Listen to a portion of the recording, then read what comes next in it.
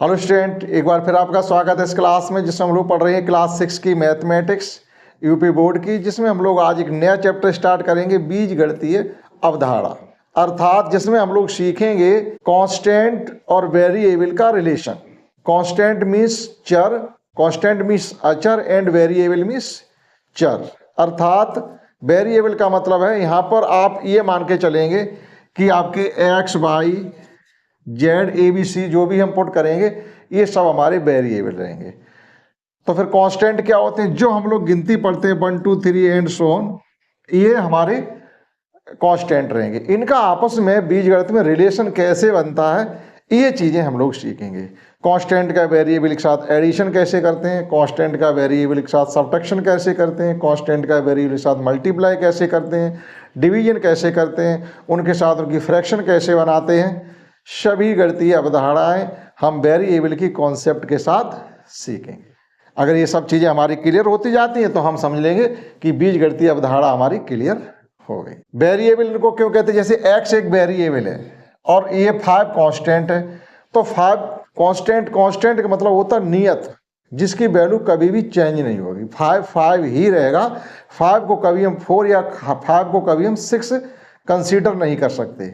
ना कभी 5 की वैल्यू 6 हो सकती है, ना 5 की वैल्यू कभी 4 हो सकती। 5 हमेशा 5 ही रहेगा। लेकिन जब हम इसमें बीजगणित में पढ़ेंगे तो x की वैल्यू कभी कुछ भी आ सकती है। x की वैल्यू कभी भी कांस्टेंट नहीं रहेगी, वो कभी भी किसी भी वैल्यू के लिए आपका लिया जा सकता है। 0 भी x की वैल्यू आ सकती है, 100 भी आ सकती है, 5 भी आ सकती है, 2 भी आ सकती है, मतलब एनी हाउ कोई भी वैल्यू x की हम जब गणित पढ़ेंगे तो आ सकती है। इसलिए वो वेरिएबल कहे जाते हैं, अर्थात बदलने वाले चर।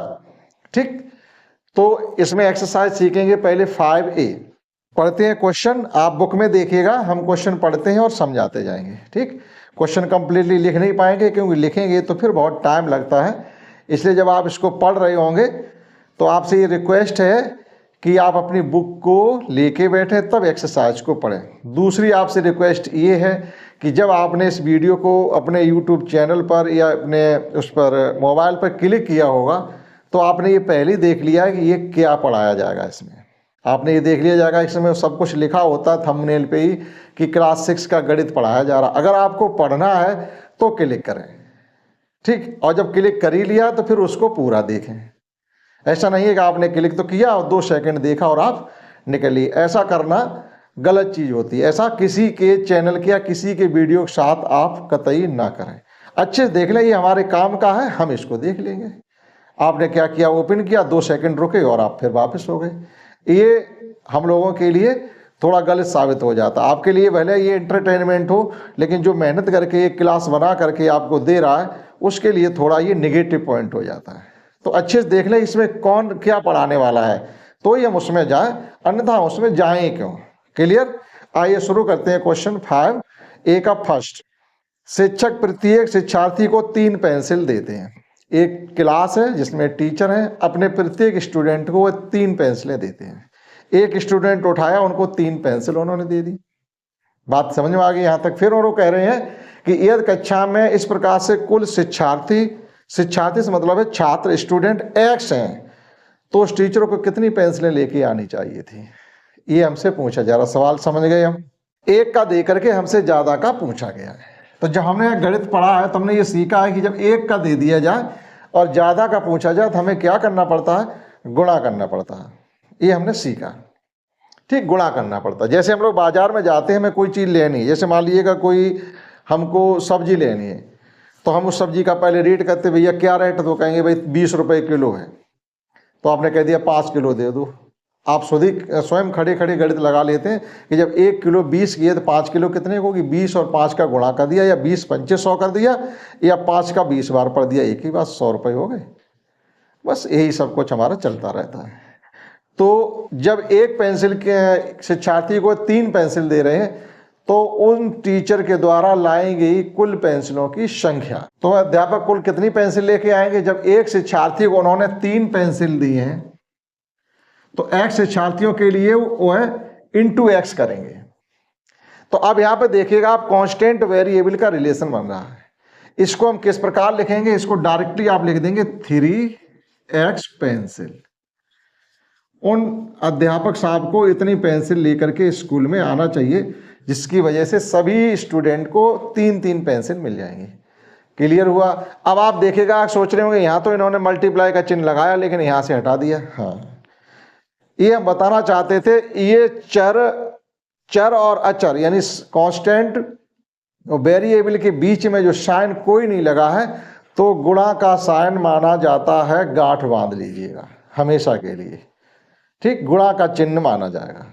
आप कहोगे कि यहाँ गुणा का चिन्ह माना जाएगा, नहीं, देखो यहाँ ये क्या है, यहाँ मल्टीप्लाई लिखा नहीं जाता लेकिन हमेशा गुणा ही माना जाएगा। ठीक, ऐसा बीजगणित में कहना है। दूसरा सवाल है, यहाँ पर कुछ आपको क्वेश्चन दिए गए इस प्रकार से, और ये कहा गया है कि जो खाली जगह हम छोड़ रहे हैं उसमें हम क्या भरेंगे। पहले उन्होंने लिखा है 12 + 5, 12 + 5 17 होते। फिर उन्होंने यहाँ पर ये इस प्रकार से बॉक्स बना दिया, फिर 5 लिख दिया बराबर, फिर 17 लिख दिया। अब ये कह रहे हैं इसकी जगह हम क्या भरें। कोई आप बीजीय, मतलब बीजगणित के लिए कोई बीज भरिएगा। बीज से मतलब है कि किसी आप वेरिएबल यानी किसी चर को भर दीजिएगा। तो यहाँ पर जो इसकी वैल्यू होगी वो क्या होगी, x। अब x की वैल्यू अगर आप फाइंड करना चाहते तो 5 इधर जुड़ रहे, उधर जाके घट जाएंगे 17 में से 5, तो क्या बचेगा 12। तो सीधा सीधा x किसको रिप्रेजेंट कर रहा है, 12 को। वो ये कह रहे हैं बताओ फिर वो चर जो अचर आपने भरा वो किसे रिप्रेजेंट कर रहा है, किसे शो कर रहा है, किसके लिए भरा, 12 के लिए। क्लियर? इसी प्रकार से इसमें और भी है 4 सवाल इसी प्रकार से हैं। देखिएगा 30 वो 40 - 10 बराबर 30। अब यहां तो उन्होंने बॉक्स बना दिया, -10 लिख दिया बराबर 30। तो इस बॉक्स की जगह वो क्या भरना चाहते, बॉक्स यहां नहीं बनाया, बॉक्स यहां बना हुआ, यहां 40 ही रहने दीजिए।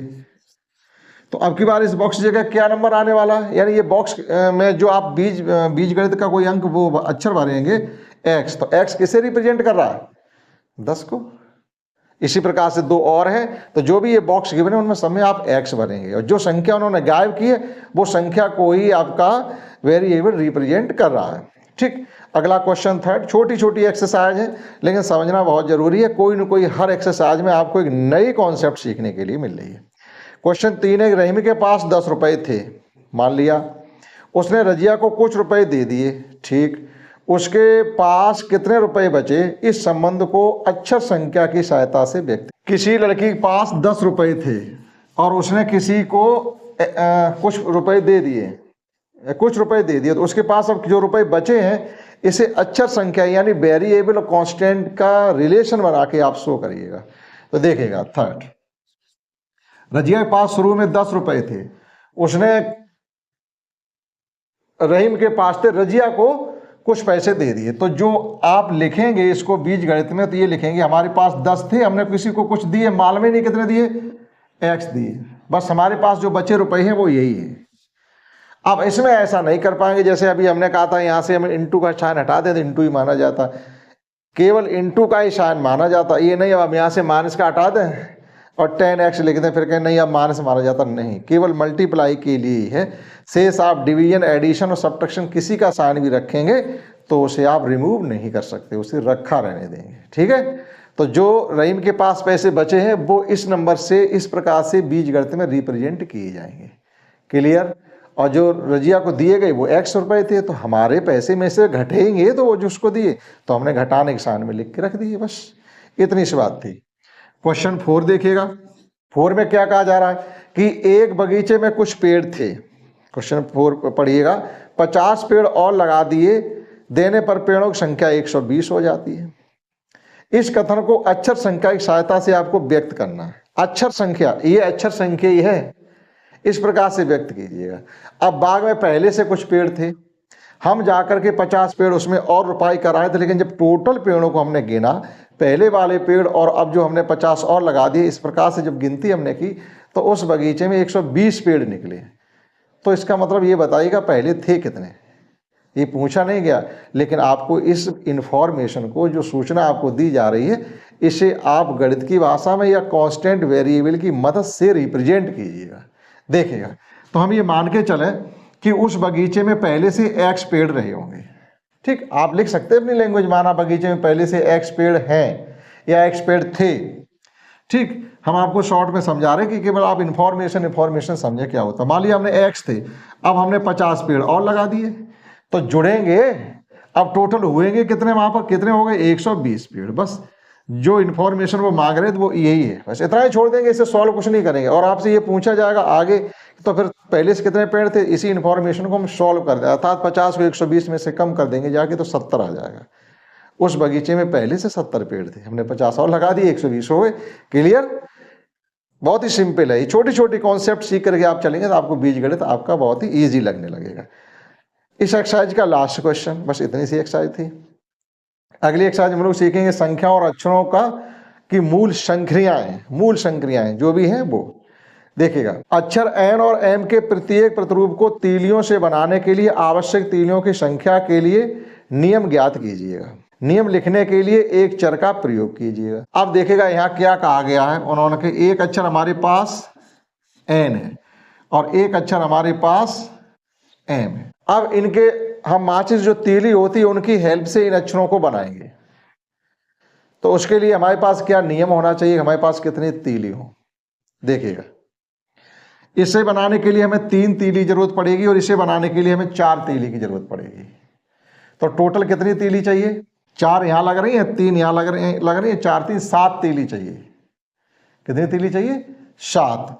तो देखिएगा, इसमें 3 तीली लग रही है, इसमें 4 तीली लग रही बराबर। एक तो इस प्रकार से लिखते 3 धन 4 बराबर, ये तो हमारा मेन नियम हो गया। अब हमने मान लिया इसके लिए इसे इस प्रकार से भी रिप्रेजेंट कर सकते हैं कि 7 तो टोटल चाहिए, तो हमने मान लिया x + 4 बराबर 7, ये दूसरा हो गया।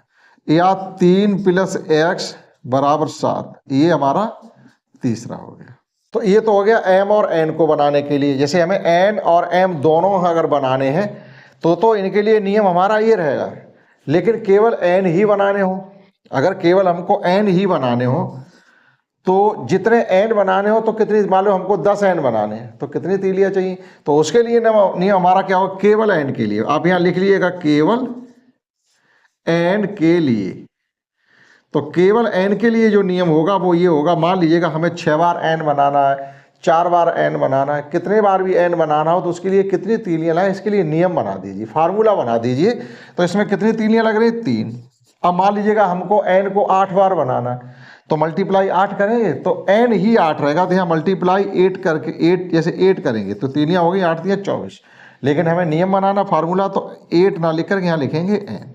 यानी जितने n हमें बनाने हैं उतनी संख्या यहाँ रहेगी। ये 3 कांस्टेंट यही रहेगा अपना, क्योंकि एक n बनाने में 3 तीलियां लगनी है। मान लो हमें 6 बार n बनाना, 4 बार n बनाना, तो नियम हमारा बन गया 3n। क्लियर हुआ? इसी प्रकार से केवल m ही बनाना हो, केवल m के लिए क्या हो जाएगा, इसमें 4 तीलियां लग करके m बनेगा, तो ये हो गया 4। अब मान लीजिए हमें 5 m बनाने हैं तो मल्टीप्लाई 5 करेंगे, तो ये तो जनरल में आ गया। लेकिन हमें तो नियम बनाना है, तो आप 5 ना लिखकर यहाँ लिखेंगे n, इनको हम लिख सकते हैं 4n। तो m के लिए हमारी तीलियों की संख्या 4n के उसमें रहेगी रिलेशन में, और n के लिए तीलियों की संख्या 3n के रिलेशन में रहेगी। दोनों को इकट्ठा एक बार बनाते हैं तो हमारा रिलेशन फिर ये बन जाएगा, क्योंकि दोनों में तो 7 तीलियां लग रही हैं। तो हमें m की मालूम है तो n की कितनी होनी चाहिए, या n की मालूम है तो m की कितनी होनी चाहिए। ये दोनों एक साथ बना रहे हो, उसके लिए नियम है। n के लिए ये 3n और m के लिए 4n, या x भी लिख सकते हैं, 3x 4x भी लिख सकते हैं। इस एक्सरसाइज में केवल इतनी ही कॉन्सेप्ट थी कि जोड़ घटाने गुणा की प्रक्रिया के साथ चर और अचर का क्या संबंध बनता है। कोई कैलकुलेशन खास नहीं थी। आगे सीखेंगे हम इसमें एक्सरसाइज में इनके जोड़ने घटाने की सभी संक्रियाएं कैसे की जाती हैं उनको भी। इस क्लास में इतना ही, दैट्स ऑल।